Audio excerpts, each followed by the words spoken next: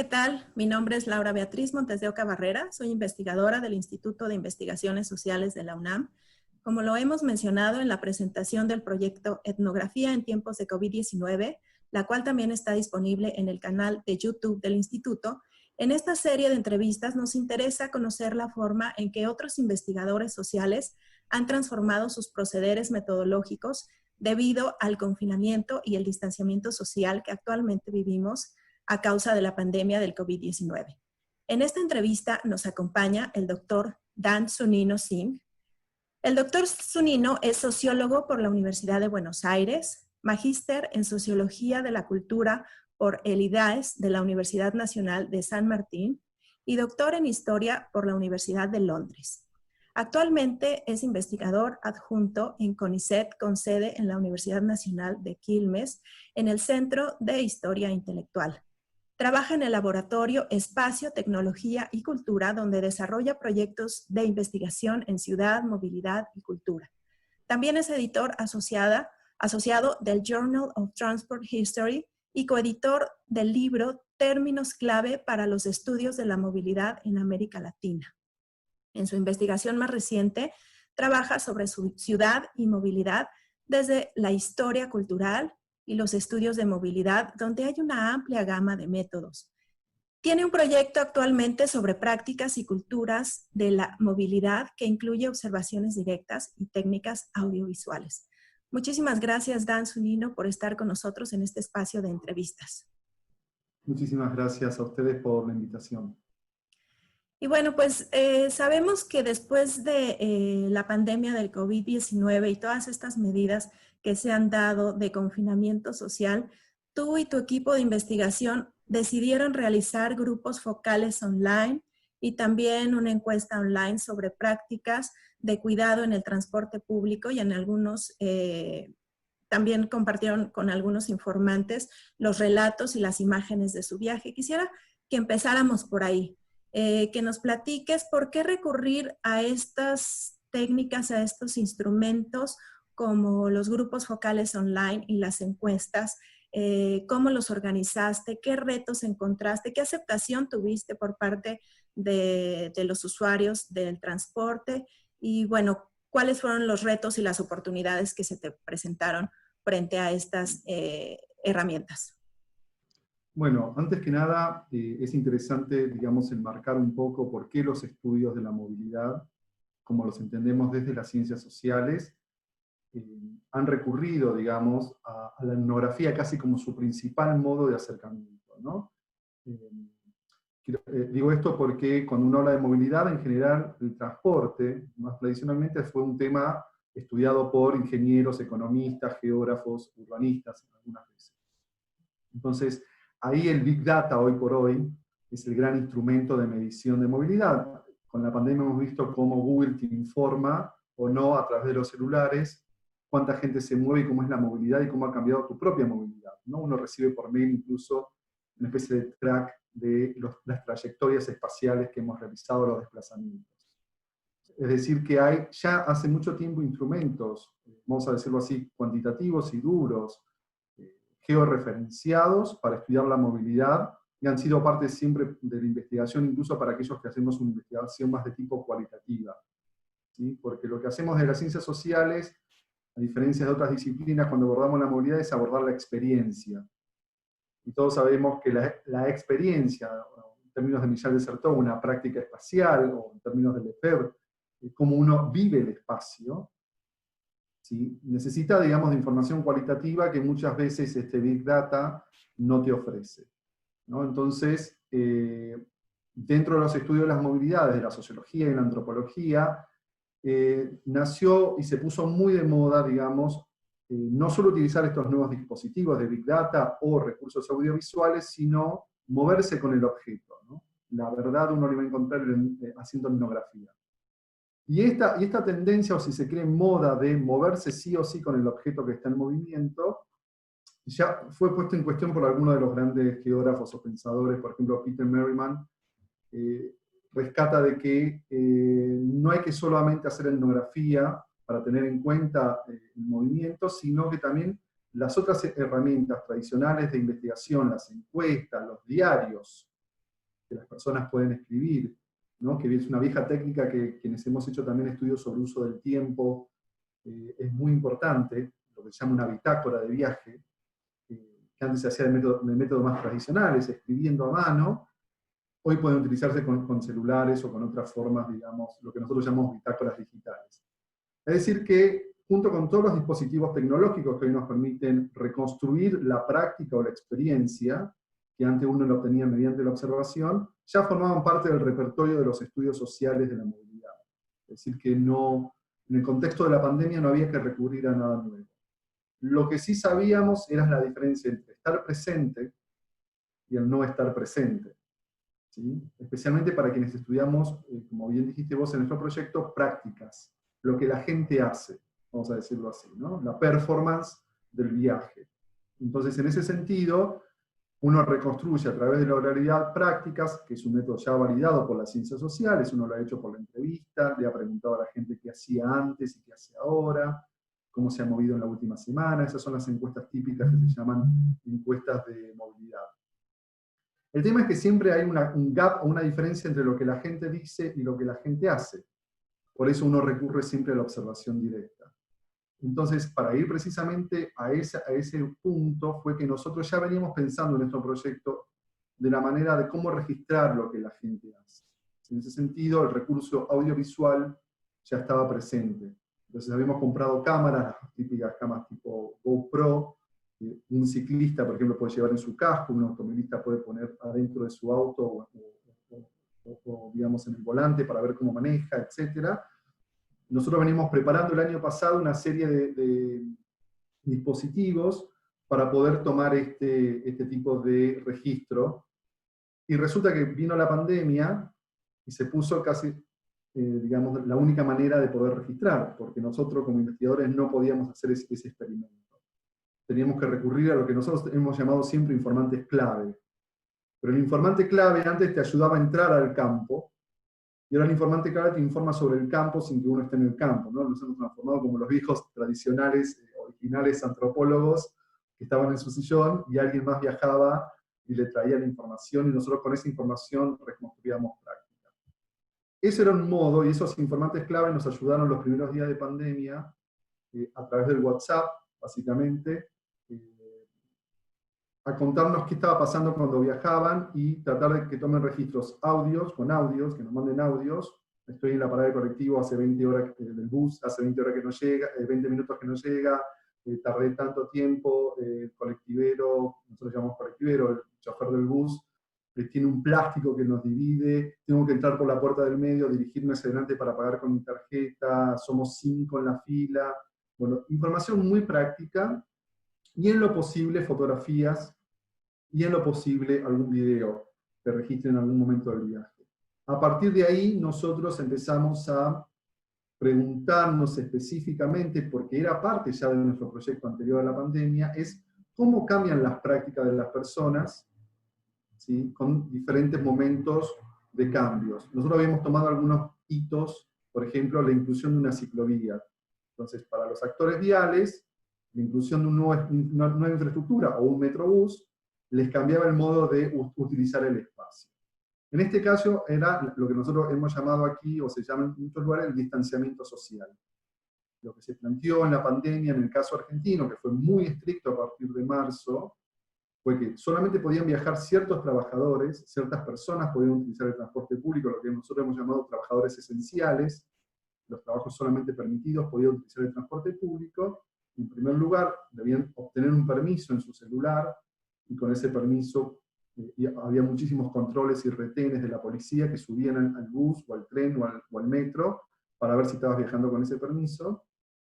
Y al mismo tiempo, tenías que llevar una mascarilla, mantener 2 metros de distancia, y otras recomendaciones, como por ejemplo higienizarte las manos una vez de viajar.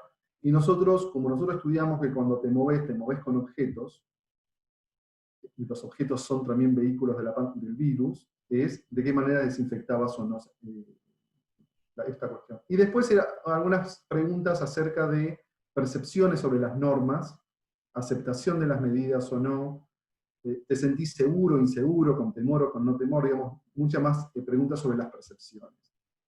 Y todas estas preguntas las tenemos que ubicar dentro de un dispositivo muy especial, que es la encuesta online. La encuesta online lo que tiene es una encuesta autoadministrada.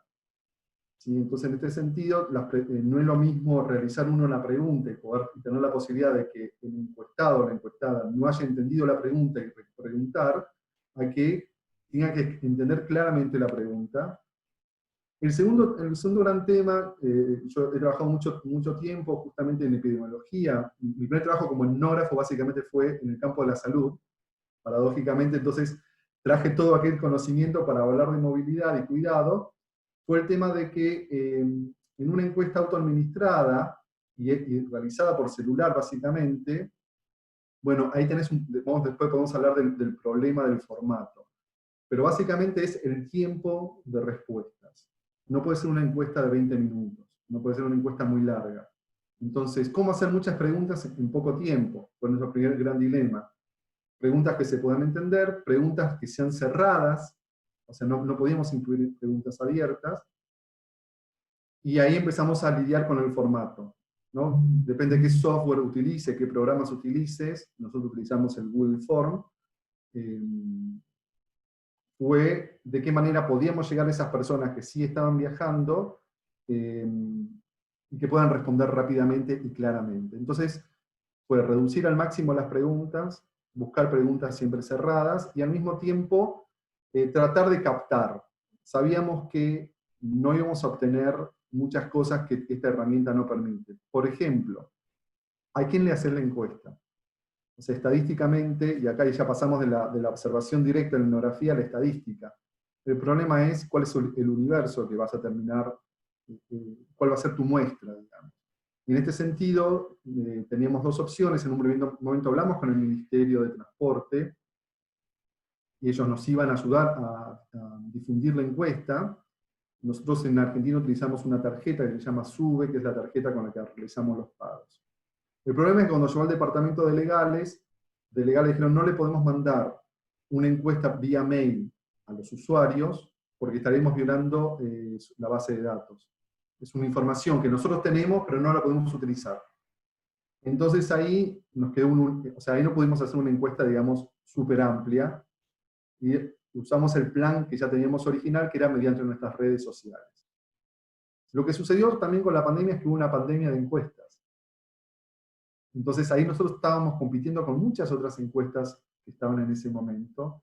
También por eso tratamos de ser breves, saber que la gente estaba recibiendo en ese momento, desde consultoras privadas hasta las universidades y los centros de investigación, todo tipo de encuestas, básicamente muchas relacionadas con nuestro tema también, por ejemplo, sobre uso del espacio, el espacio público, el espacio privado, habitar la ciudad, etcétera, el consumo de alcohol. Bueno, había muchas encuestas de colegas nuestros, y lo que hicimos fue que reprodujimos ese método, digamos, vía redes sociales, logramos expandir a todo el área metropolitana de Buenos Aires, que era nuestro primer objeto de estudio, logramos en pocos días, en una semana, 1.200 respuestas, lo cual es un buen número, pero la mayoría no se había movido, o sea, un 50% no se había movido en transporte público, solo el 50% se había movido las últimas 2 semanas, porque había sido tan restrictiva digamos, la cuarentena. Sin embargo, aún a los que no se movieron, nosotros les queríamos hacer un par de preguntas que tenían que ver mucho más con la política de movilidad, que es qué va a pasar a futuro, post pandemia. Porque inmediatamente con la pandemia, lo que sucedió en el mundo es que muchas ciudades empezaron a preguntar qué hacemos ahora con el transporte público. Nosotros lo que temíamos, lo que trabajamos en movilidad sustentable, es que haya un boom del automóvil, que la gente se vuelque por el transporte privado automotor. Y comprobamos lo contrario, que el transporte público seguía siendo un deseo, pero al mismo tiempo la movilidad activa, andar a pie o en bicicleta, aumentó muchísimo. Y es algo que estamos viendo ahora, 6 meses después, de que hubo un boom del uso de bicicleta. Entonces, a lo que iba es que con esta cantidad de preguntas, lo que sí logramos es llegar a mucha gente en poco tiempo. Pero, ¿qué sucede con las encuestas a través de las redes? Que son redes de redes y más o menos te moves en un mismo nivel socioeconómico o nivel socioeducativo, no tenés una fuerte amplitud. Lo que hemos comprobado con otros colegas que utilizaron el mismo método es que contestan más las mujeres que los varones. son más propensas a responder este tipo de encuestas. No obstante, logramos un buen número, una muy buena distribución, pero casi un 58% de las personas que respondieron eran de un nivel socioeducativo medio alto. Entonces, había sectores a los que no habíamos llegado, y cuya movilidad, digamos, no pudimos conocer. Digamos que entonces las ventajas y desventajas de este instrumento es la posibilidad de llegar a muchas personas, pero que hay que tener en cuenta que no llegás, digamos, hay que tener mucho en cuenta las cuotas, ¿no? O los cortes o los grupos. Y por otro lado, volvemos al problema metodológico anterior, que es la gente habla de sus prácticas. Entonces, sin la observación es muy difícil conocer si qué están respondiendo. Nosotros tampoco quisimos, en ese contexto de pandemia, salir a la calle. Digamos, el interés académico o incluso de colaborar con las políticas públicas, tratar de respetar justamente la cuarentena. En este momento ya se flexibilizó bastante la cuarentena, podríamos hacer ese trabajo. De hecho, alguno de nosotros ya empezó a viajar y a observar. Y hay normas o prácticas que nosotros miramos en las encuestas que efectivamente se dan, digamos, que se respetan bastante. Entonces, ahí pudimos hacer un primer chequeo entre esa muestra online y la observación directa. El problema es, y lo hemos detectado porque hubo ya casos, los cuales se interrumpe el servicio, no viene un tren, o los trabajadores del tren están infectados, entonces hay menos servicio, se aglomera a las personas y es dificilísimo mantener el distanciamiento social. No es un problema tanto de cómo incorporamos las prácticas a las personas, sino otras situaciones más sistémicas. Es decir, que es un instrumento que diría que sirve más que nada para hacer lo que llamamos un rastrillaje, una mirada más general, un muestreo, una panorámica, si ustedes quieren, para observar, bueno, en qué está la situación, ¿no? ¿Qué está pasando con esas prácticas? Ahora bien, nuestro paso siguiente es ir a prácticas más cualitativas. Volver, digamos, a tener nuestros informantes clave, un grupo de personas, ahí sí, de diferentes géneros, de diferentes clases sociales, que nos puedan informar cambios a lo largo del tiempo cotidianos. Nosotros habíamos agarrado una semana, 2 semanas, donde nuestros informantes notaron un cambio importante, cuando terminó las primeras 2 semanas de cuarentena bien fuerte, y vino una flexibilización. Ahí entonces creemos que eso fue un buen momento de observación, no sistémico, porque esto nació un poco en 2 o 3 semanas. Fue algo que tuvimos que armar en muy poco tiempo. Luego uno evalúa los errores en las preguntas. Ahora estamos replicando esto en la Ciudad de La Plata, en estas semanas, y queremos hacer una encuesta a nivel nacional. Pero ¿qué sucede? Que cada ciudad y cada país, además, tiene diferentes normas respecto a lo que es la cuarentena. Se pueden hacer ciertas cosas sí, ciertas cosas no. Entonces ahí varía mucho cuál es el contexto de circulación o de restricción de la circulación para poder salir o no hacer observaciones. Lo que sí creemos que estos métodos ya incorporados en nuestro campo de estudio, que ya formaban parte de nuestro campo de estudio, que es el uso de cámaras o de celulares, que son súper, digamos, en la medida en que ellos puedan filmar y tomar escenas, uno puede observar esas escenas y chequearlas con el conocimiento que uno ya trae. Yo creo que la única manera de encontrar una validez científica en esto es ver lo que uno hace, ver lo que los colegas están haciendo, ver otros estudios y chequear. Nosotros hemos chequeado, por ejemplo, que la respuesta acerca de la opción de modos de transporte coincidía con las encuestas generales que hacemos. Por ejemplo, no nos dio el caso de que haya más usuarios de tren que de bus. Acá se usa más el bus que el tren. Entonces, si hubiese dado al revés, sabíamos que nuestra muestra estaba muy sesgada. Entonces, lo que hay que hacer es como leer otros estudios y ver que están observando otros estudios y saber si uno está observando bien, porque es una observación mediada, digamos, ¿no? Es una observación que tiene la mediación del lenguaje en la entrevista, porque uno puede hacer una entrevista, ahora vamos al grupo focal enseguida, pero en la entrevista, sea personal o en un grupo focal, uno tiene la palabra que dice qué es lo que hizo, cómo se mueve, sus percepciones, etc. No tiene la observación directa de lo que el sujeto hace. Pero la imagen también es un lenguaje mediado, porque es hacia dónde enfocas la cámara, el recorte que haces de la realidad. Entonces, mi recomendación ahí es que para que utilicen este tipo de instrumentos, que lean mucho sobre teoría de cultura visual. O sea, las teorías visuales acá ayudan mucho sobre la fotografía y la filmación a entender qué es este tipo de lenguaje. Porque nosotros estamos mucho más acostumbrados a trabajar con el giro discursivo, con la teoría del lenguaje, ¿no? Entonces, sabemos más de eso que de lo visual. Nosotros en estudios urbanos hace mucho tiempo utilizamos estos recursos, por ejemplo, los famosos mapas mentales, donde la gente dibuja, algo que el antropólogo siempre hizo además, ¿no? El antropólogo, el etnógrafo, dibuja, toma notas, pero también dibuja. Dibuja qué hace la gente, cómo es, ¿no? Los famosos dibujos de las aldeas, cómo está distribuido socioespacialmente el territorio, etc. Entonces uno dibuja, hace mapas, pero también le puedes pedir al entrevistado o al quien observa que haga sus propios mapas. Los diarios, que la gente narre y cuente lo que hace. Pero también hay otros recursos que dentro de la sociología de la cultura, los estudios culturales existen, que son las representaciones. Entonces, ahí hay otro recurso que yo utilicé más que nada con mis estudiantes de Seminario de Investigación en Sociología este año, que hacen estudios urbanos, que les propuse, miren las historias de Instagram, miren los memes sobre la pandemia. Porque nosotros era cómo afectó la pandemia en el habitar, cómo habitamos la ciudad. De hecho, tuve un estudiante mexicano que vino a hacer una experiencia a Buenos Aires y lo que terminó teniendo fue una experiencia de confinamiento. Nunca salió de su habitación, pobre, nunca conoció nuestra universidad, vino a pasar el semestre acá y se la pasó encerrado, conoció una partecita así de Buenos Aires. Entonces, lo que yo trabajé ahí fue la narrativa. Que cada uno narre su experiencia de habitar, que vayamos a la microsociología, a las microexperiencias, porque era la más cercana. Entonces ahí es muy importante, y sobre todo para el etnógrafo es muy importante, así como yo trabajo más desde la historia cultural, tanto para el historiador o para el etnógrafo, la escritura es fundamental. Porque no es solo lo que observás, sino después cómo contás lo que observás.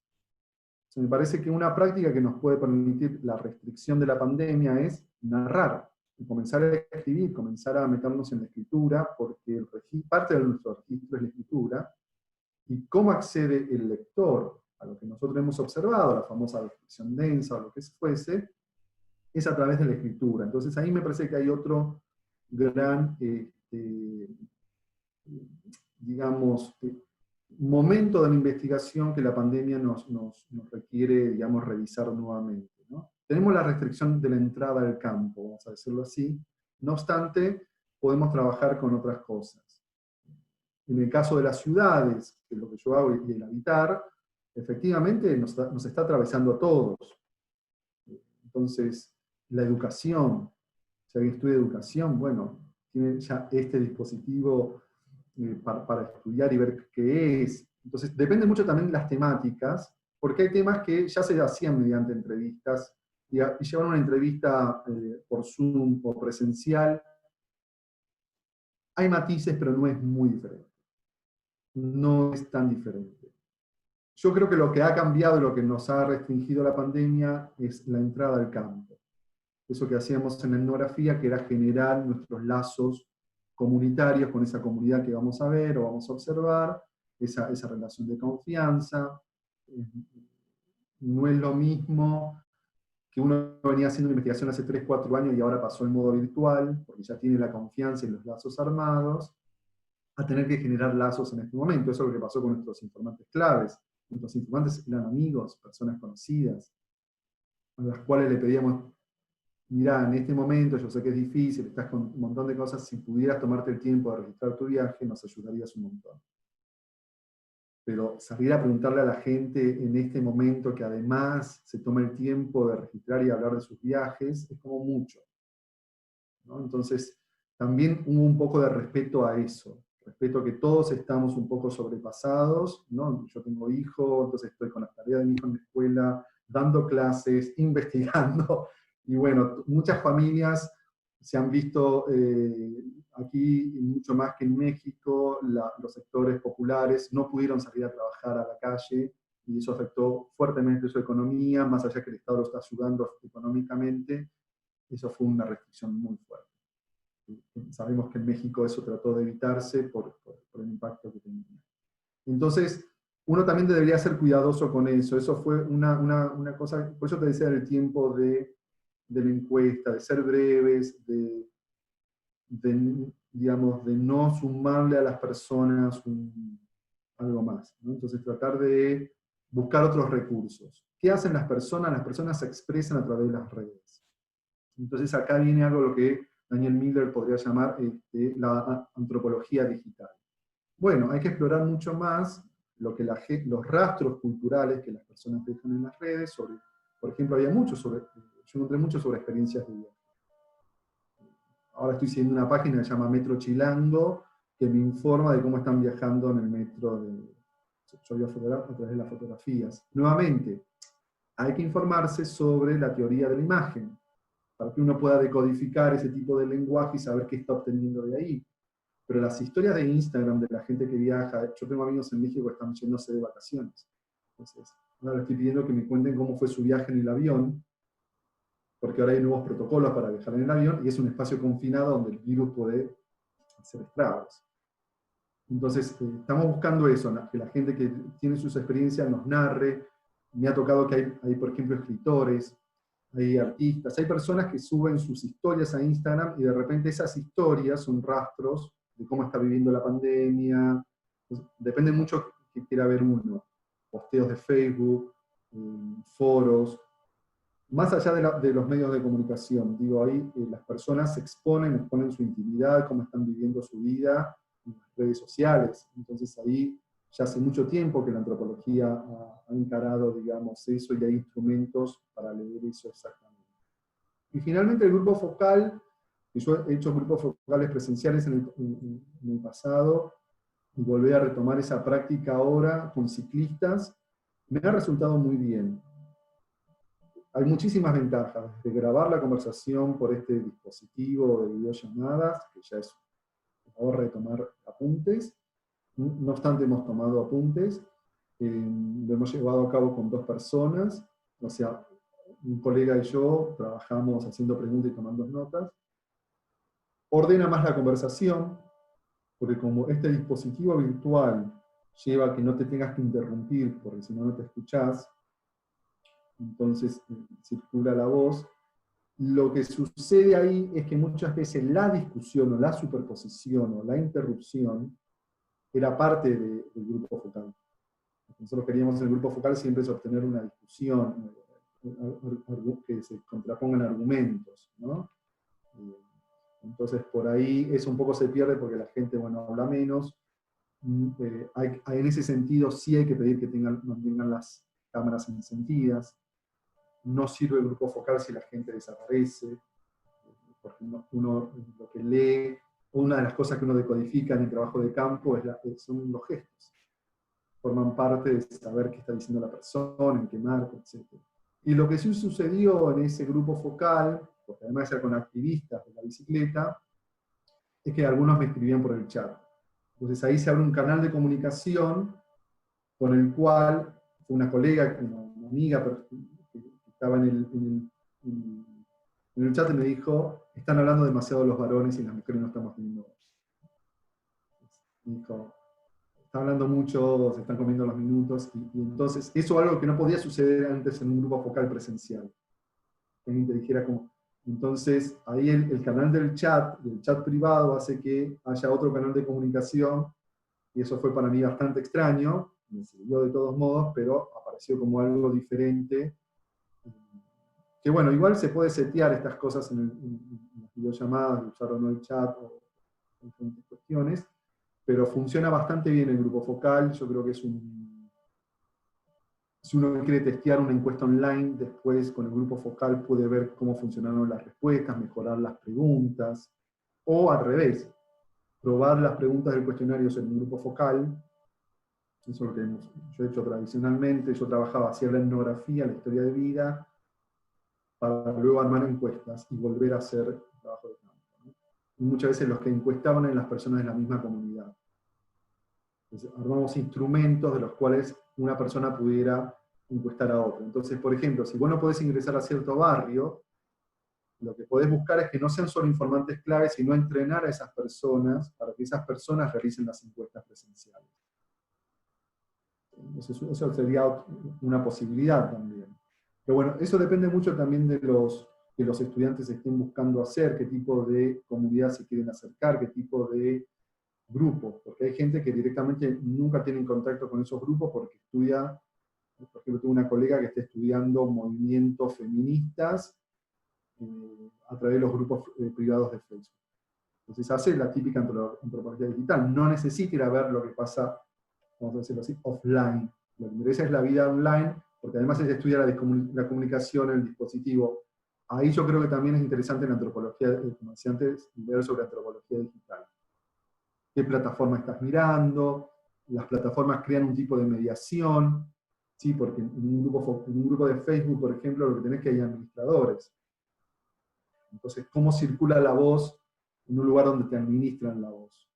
Entonces ahí, bueno, como decía antes con lo visual, también con las plataformas digitales hay que estudiarlas, saber cómo funcionan, para entender qué tipo de registro uno está teniendo con con ese tipo de instrumentos. Claro, sí, lo que nos estás platicando, Dan, bueno, nos muestra como diferentes puntos, ¿no? Uno de ellos tiene que ver con esta idea de que, bueno, vamos aprendiendo sobre la marcha, ¿no? Y vamos viendo las ventajas y las desventajas que tiene la aplicación de ciertas técnicas, la complementariedad de las herramientas, de los instrumentos, esta idea de triangulación de las propias técnicas, ¿no? De reforzar lo que encontramos con una técnica a partir de los hallazgos en el uso de otras técnicas. Específicamente quisiera preguntarte ahora algo que ya mencionaste con esta semblanza que nos haces sobre la forma que estás adaptando tu investigación, específicamente sobre los informantes claves, ¿no? Porque nos decías, bueno, son amigos, son gente que, bueno, pues porque como todos estamos rebasados en nuestras actividades y demás, pues les tenemos que pedir como el favor que pues graben estos pequeños momentos y demás. Y eso implica dejar fuera, y también lo mencionabas con las encuestas, ¿no? Con la encuesta online, donde se queda fuera ciertos sectores, ¿no? No tienes la voz o los testimonios o lo que creen las percepciones de ciertos sectores. Entonces, ¿qué hacer con esos otros sectores que se quedaron fuera de, al menos en este momento, de tu investigación? Y eso te lo pregunto también porque los estudiantes que están iniciando justo sus investigaciones, algunos de ellos no tienen este contacto directo previo, que es muy importante justamente pues para poder armar un grupo de discusión o un chat, o siquiera acercarse a los informantes o identificarlos, ¿no? Entonces, ¿cómo hacer para acercarse a aquellos con los que no tenemos nosotros contacto directo y que además ellos tienen imposibilidades por cuestiones de conectividad o por cuestiones socioeconómicas, ¿no? No tienen esa posibilidad de tener ese acercamiento con las herramientas que nosotros estamos facilitando, ¿no? Entonces, ¿qué nos puedes decir al respecto? Bueno, hay varias cosas. En primer lugar, tener en cuenta que no todos están conectados. Lo que acabas de decir es importantísimo, porque si no, creemos que podemos llegar a cualquier persona. No obstante, el uso del celular es bastante extensivo, no así el acceso a Internet, como para utilizar este tipo de dispositivo de videollamadas, pero sí el WhatsApp. Entonces ahí es un instrumento a poder tratar de trabajarlo mejor. Yo te doy el caso, por ejemplo, yo doy clases en la Universidad de Quilmes, que es el sur del área metropolitana de Buenos Aires. Es un corredor sur que, digamos, es uno de los más pobres, o sea, la ex zona industrial, con clases trabajadoras y media, pero muchos asentamientos y muchas villas. O sea que tengo estudiantes de ese sector, digamos, o de esos lugares. Entonces, en las prácticas que yo le pedí de realizar sus narraciones, hay algunos que tomaron narraciones de otros, en este caso lo que acá llamamos ollas populares. ¿Sí? Bibliotecas populares, centros de organizaciones civiles barriales, de estos sectores más pobres, etcétera, han tenido que salir a armar ollas populares por el tema de la crisis económica que trajo la pandemia y el no acceso, digamos, más básico como el alimento. Entonces, ahí, por ejemplo, mis estudiantes llegaron a estas personas vía WhatsApp. Le hicieron preguntas, se intercambiaron audios, hicieron entrevistas con audios, ¿no? Mandaban preguntas, la gente respondía cuando podía, por un audio, y al mismo tiempo le iban mandando fotografías o filmaciones de estas prácticas. Es decir que el WhatsApp funciona bastante bien. Nuevamente, en un caso, era una chica que está haciendo su tesis sobre estas zonas periurbanas y ya tenía sus contactos previos, con lo cual logró la confianza de estas personas para que le envíen información. Y en otro caso, sobre una villa especial, que se llama Villa Azul, donde la policía tuvo que rodear la villa para que no saliera a entrar la gente porque hubo un brote de COVID. Entonces mediáticamente fue importante. Una persona no tenía ningún contacto ahí, salvo que a través de 2 o 3 contactos llegó alguien que tenía una organización barrial también, una institución barrial, y esos son muy buenos informantes claves. Son aquellos líderes comunitarios o gente que trabaja en ONGs, que están más cercanos a uno, vamos a decirlo así, a la gente académica, y son buenos mediadores para ir llegando a otros sectores, y son los que ya tienen la confianza con ese sector. Entonces, lo que sucede muchas veces es que ellos te pueden decir, mira, no es un buen momento para hacerles una entrevista, se acaba de inundar el barrio, están con el conflicto de no sé qué. O te pueden decir, mira, te voy a contactar con Rosita y con Juan, que son muy buenos amigos míos. Y entonces se arma lo que nosotros llamamos, o antiguamente llamábamos, bola de nieve. ¿Sí? Entonces siempre hay un contacto por donde uno empieza. También es esta la buena pregunta, ¿por qué estudiar cosas que uno no tiene absolutamente ningún contacto? ¿No? Es la primera pregunta que yo haría. Pero por ejemplo, volvemos al caso de cuando esta colega que trabaja sobre grupos de Facebook, de feministas, bueno, es una mujer, se le permite entrar a los grupos. Por ejemplo, hay un grupo que se llama el grupo de la copita, que son estas copas menstruales, ¿no?, que utilizan las mujeres, y utilizan un grupo de Facebook a través de ellos, pero empiezan a hablar sobre el uso de la copita, pero para terminar hablando de muchas cuestiones de mujeres. Evidentemente yo no podría hacer ese tipo de trabajo. No podría ingresar al grupo. Entonces, me parece que también depende mucho qué queremos estudiar. Yo he trabajado, por ejemplo, con usuarios de drogas en barrios pobres y trabajaba en una ONG. Mis informantes clave eran líderes comunitarios.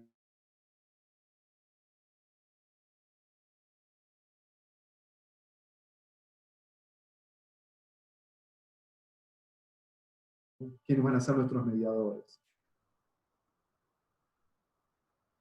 ¿Sí? Se cortó. Y de pronto hubo un corte, pero ya retomamos otra vez. Sí, si quieres seguir. Bien. Ajá. No, Estabas lo más diciéndonos... importante son los mediadores. Ajá. Encontrar quiénes son nuestros mediadores. Y me parece que eso forma parte del trabajo de campo. Estos mediadores, bueno, depende mucho cómo uno se plantea el trabajo de campo, qué quiere ir a estudiar y cómo. Porque no es que uno se toma un bus y llega ahí al mercado. Bueno, tengo una colega que está trabajando ahí en México, trabaja sobre la comida callejera en los mercados, todo lo que es la cuestión alimenticia. No es que ella llega al mercado o va con los granjeros o va con los... Uno llega a una comunidad y dice, hola, ¿qué tal? Soy investigador, ¿quién quiere hacer? No. Me parece que uno va trabajando un contacto, un conocido, o instituciones. Las instituciones son buenos mediadores muchas veces para conocer lo que uno hace, nos pueden anticipar cómo está el terreno, nos pueden ir armando los contactos. Eso funcionaría con o sin pandemia. Ese es un punto inicial. Pero siempre uno trae al otro, y ahí lo que uno tiene que desarrollar, me parece a mí, es la confianza telefónica, vamos a decirlo así. ¿Sí? Cómo te presentás por un WhatsApp. ¿Sí? Porque uno puede generar muchas veces la confianza con la puesta en escena de la copresencia, digamos, del cuerpo. A mí, cuando me tomaron para ese trabajo de etnógrafo, parte de la entrevista no fue mi conocimiento, sino que me llevaron a caminar por el barrio y ver cómo la gente reaccionaba frente a mí. Un tipo con barba, con anteojos, no tenía canas en ese momento. Y dependía mucho de mi expresión corporal, si iba a funcionar o no yo en el barrio. Entonces, eso ya no lo vamos, por ejemplo, eso puede ser que no lo tengamos tan directamente. ¿Sí? Bueno, entonces, ¿cómo vamos a llegar? ¿Cómo generamos una confianza vía WhatsApp, vía conversación? Bueno, hay que buscar estrategias, entre comillas, de seducción, donde uno pueda mostrar la confianza, la apertura, y ver cómo funciona eso. Pero también sucede con todo tipo de trabajo de campo, me parece a mí, que tiene que ver con los tiempos de los demás, con la performance o la performatividad que uno tiene al momento de presentarse, ¿sí? En el momento de hablar. Bueno, hay que ver ahí, pero en general con las instituciones no tenés demasiados problemas porque están acostumbradas a recibir investigadores, están acostumbradas a mediar, nos pueden anticipar, no es el momento propicio para hacerles una encuesta, para entrar a averiguar nada. Así que bueno, hay que ir buscando. Por eso depende mucho también el universo al que uno apunte, ¿no? Y claro, depende del universo y depende también, pues obviamente de las preguntas que nos estamos haciendo, ¿no? Las preguntas de investigación, ya decías, bueno, pues, ¿cómo hacer una investigación? Incluso si no tuviéramos esta problemática por la pandemia, ¿por qué acercarse a un universo de investigación en donde, bueno, no tenemos ningún acercamiento, ¿no? Donde no hay ningún informante y demás. Entonces, bueno, sí es importante pensar en cómo construimos nuestros objetos de estudio, cómo hacemos nuestras preguntas de investigación y de ahí, bueno, la forma en que vamos a emplear las técnicas para acercarnos a fin de construir evidencia empírica. Ya para ir cerrando nuestra charla, Dan, quisiera que, y bueno, además nos has ido a lo largo de tu charla dándonos diferentes recomendaciones, ya sea para alumnos o para incluso colegas, ¿no? Que están enfrentándose a esta problemática y a estos retos que implican la pandemia. Entonces, más allá de preguntarte específicamente sobre recomendaciones, quisiera que nos respondieras dos preguntas. Una que he hecho a otros investigadores, a otros colegas, en el sentido de que podemos seguir hablando de que estamos haciendo o de que seguimos haciendo etnografía a pesar de todas estas modificaciones que le estamos haciendo al método. Es decir, podemos decir que seguimos haciendo etnografía. Y la segunda es, ¿cuál es la responsabilidad que tenemos como investigadores frente a la comunidad, a las comunidades, a las poblaciones, a los estudiantes, incluso a los colegas? ¿Qué responsabilidad como académicos tenemos públicamente, sobre todo en un momento como en el que estamos viviendo? Bueno, empezaría por la segunda pregunta, que es la que motivó el hecho de que nosotros ya veníamos en un proyecto que tenía un método y una forma de investigación donde trabajábamos sociólogos, historiadores y antropólogos para mirar a lo largo de la historia cómo iban cambiando las prácticas en diferentes momentos,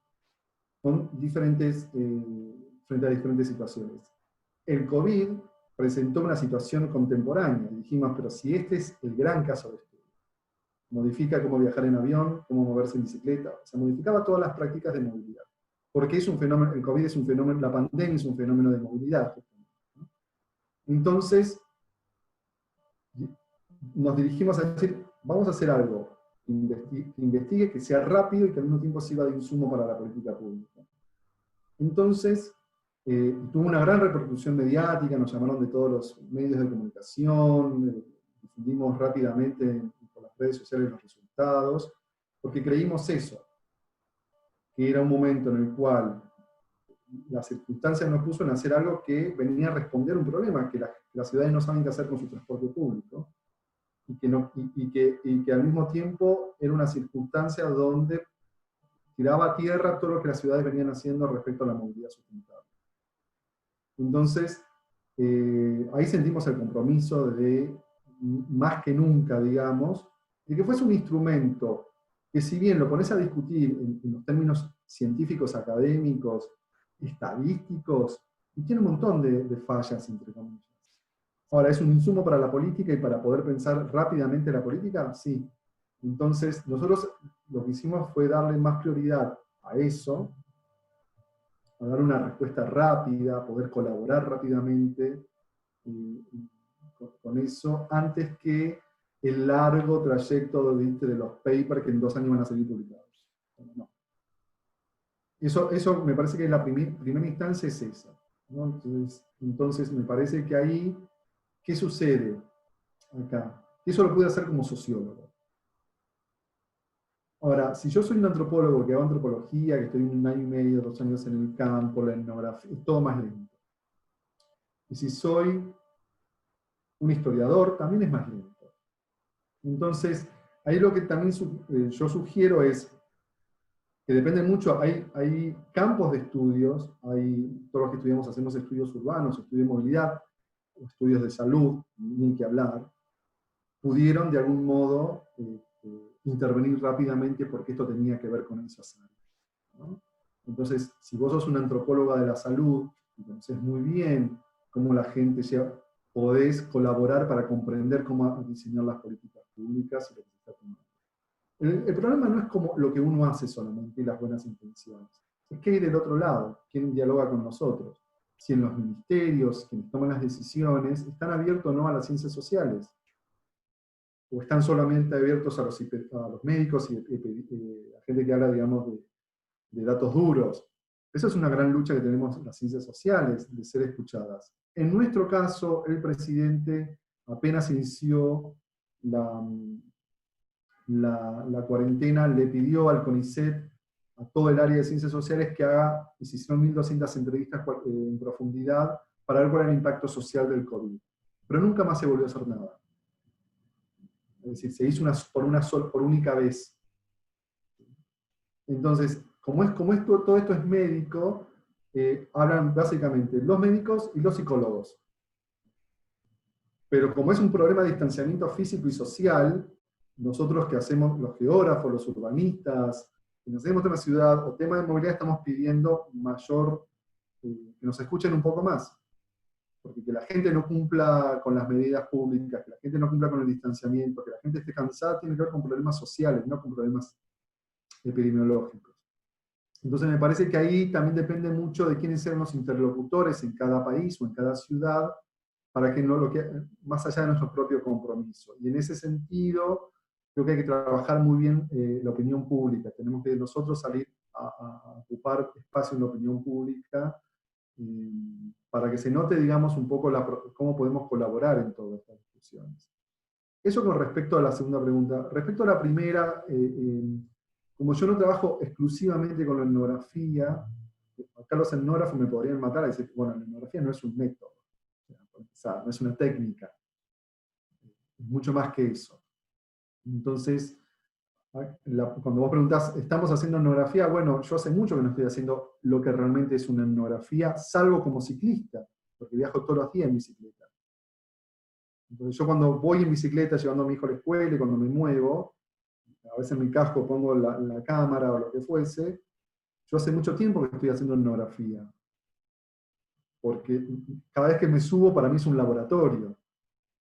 Yo no me desplazo sin pensar qué está pasando con la calle. Hago muchas veces experimentos, ¿no? Cuando un peatón está esperando en una ciclovía para cruzar, me acerco y le paro al lado y le toco el timbre y la persona no se mueve, o a veces los abrazo para ver qué sucede, hago experimentos, pero porque yo estoy pensando en la movilidad. Hay una reflexibilidad de mi práctica y de la práctica de los demás en la calle, porque lo tengo ahí. Pero hay una escena etnográfica, me parece, hay una situación etnográfica que es importantísima, que es no solo la entrada al campo, sino muchas veces la salida del campo, ¿no? Yo la primera vez que lo hice muy mal, y estos lazos, digamos, esta entrada al campo, esta forma de transformarse en casi imperceptible, no digo imperceptible porque es una ilusión, pero que uno ya forma parte de esa comunidad, la comunidad que tiene una confianza, eso se logra con tiempo y estando presente. Entonces, esa es una parte, digamos, de la etnografía que me parece importante, y la otra gran parte es qué le pasa al propio etnógrafo. Si hay algo que me enseñó la etnografía a mí, es que yo no soy el mismo que entré al campo. Que lo que me ha pasado a mí una vez entrado al campo y la salida, o sea, ese regreso, el regreso, ¿no? Bueno, nosotros en la literatura de viajeros lo trabajamos mucho. El viajero escribe, digamos, termina de narrar en su retorno.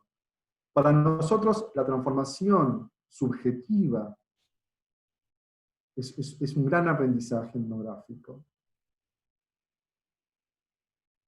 No solo decodificamos al otro, sino que tenemos que hacer un trabajo propio, que me parece que ese es un punto en el cual digamos, entre la observación participante y la etnografía, creo que esa es la gran diferencia.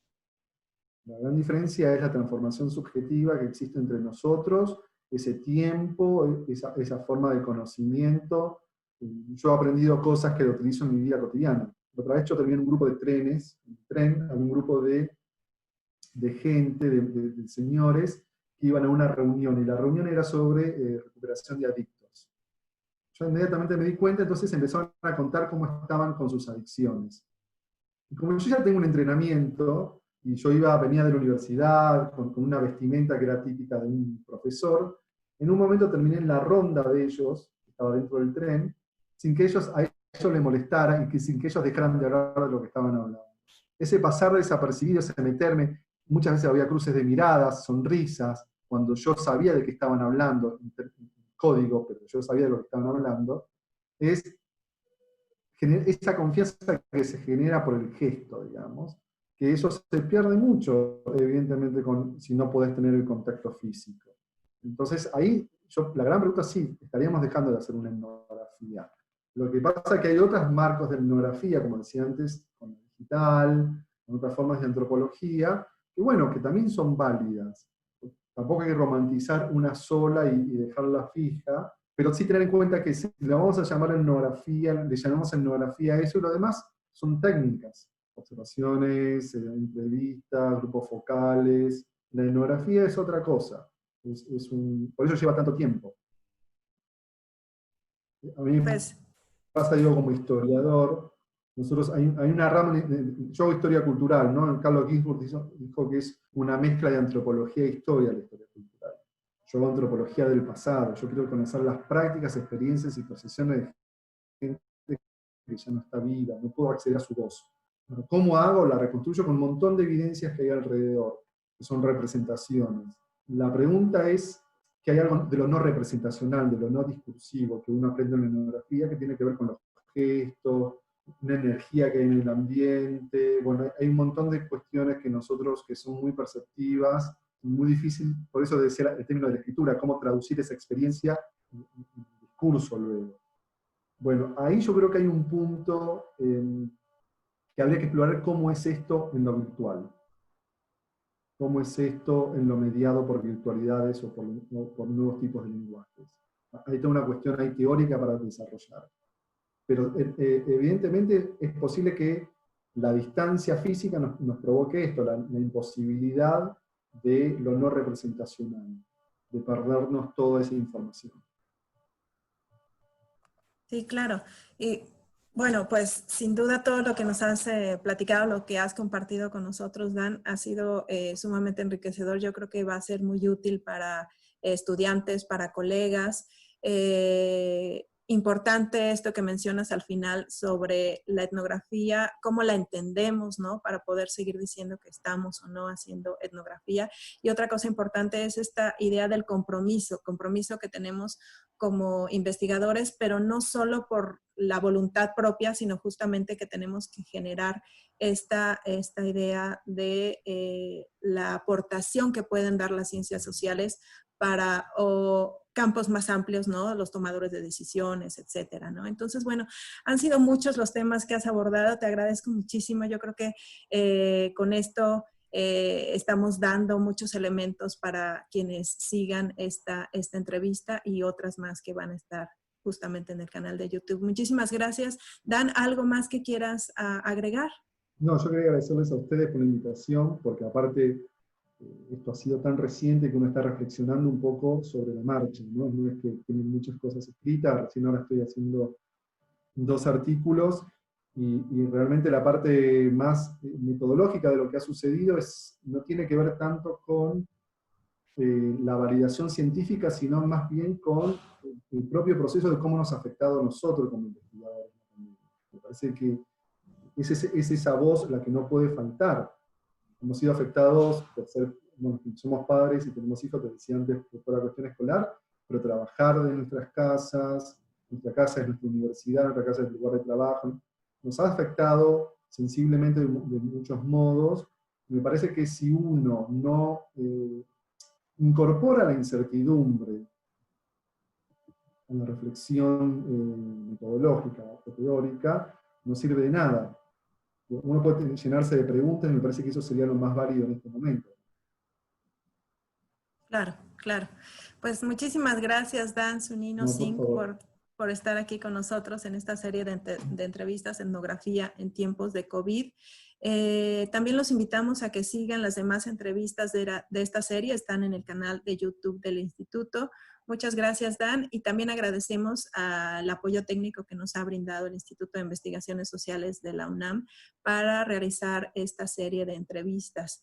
Junto con Ana Carolina Gómez Rojas, quien es colaboradora de este proyecto. Les doy las gracias y los esperamos en la siguiente entrevista. Hasta pronto.